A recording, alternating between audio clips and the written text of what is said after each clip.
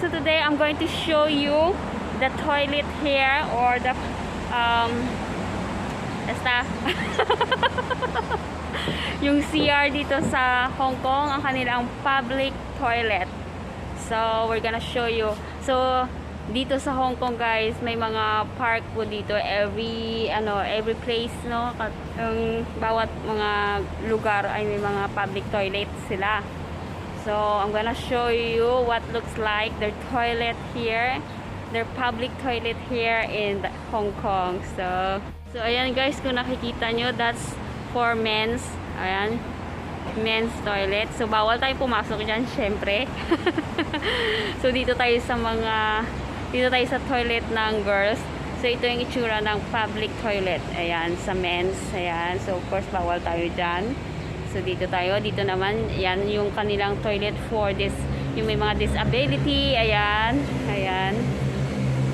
So ayan, dito tayo. Tataran! So ito yung public toilet for women's.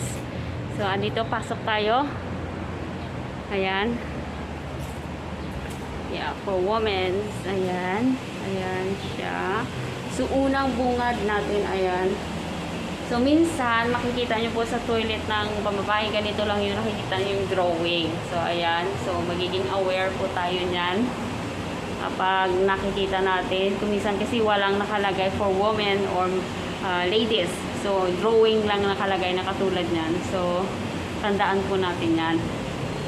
So ayan, unang bungad, ayan, meron silang electric fan, and then meron ditong toilet paper. So nandito meron silang toilet. Ayan ang trash can nila. So ayan, may ginagamit silang tong parang pang kuha ng trash sa loob ng cubicle. So ayan, or baby napping or changing baby napping is here. Ayan, ito para pag may mga bata. And then of course, ayan ang kanilang mga sink. And then ayan yung mga lavatory nila. So ayan, makikita is may salamin na malaki. Ayan.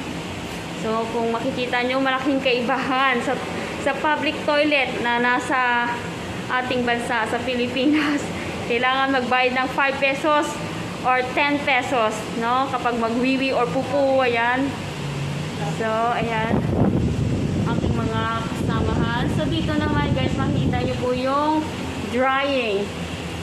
So ayan, kapag ayan, magpapadry ng kamay. So this one, I don't know what's this, hand dryer. Yeah. So dalawa yung hand dryer.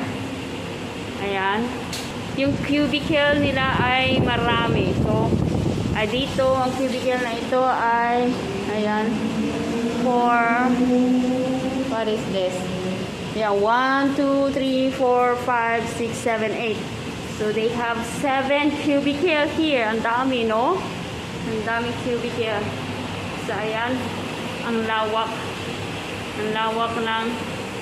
So ayan, mayroong pang lagayan ng kanilang mga gamit or may mga bag. Ayan, mayroon pa dyan sa taas. Ayan, may electric fan. Ayan. So ayan.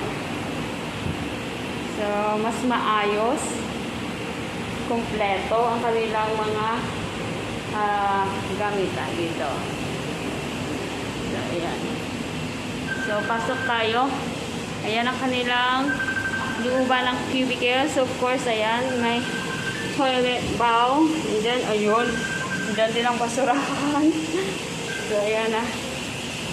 Ayan. And then, ayan, may sampayan din ng bag. May lagayan or hawakan dito sa gilid. Ano pa, both side. Ayan. Ayan, dito pala, guys, for shower. Ayan. This one naman pala ay for shower kapag maliligo. Ayan.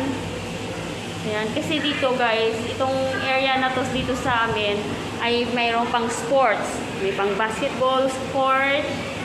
Ayan. Mayroong pang badminton court. Kaya may shower room po sila. Ayan. Bali 4 ang shower room. And then, 3 ang for toilet bowl. So, ayan, ganyan. Okay na tayo.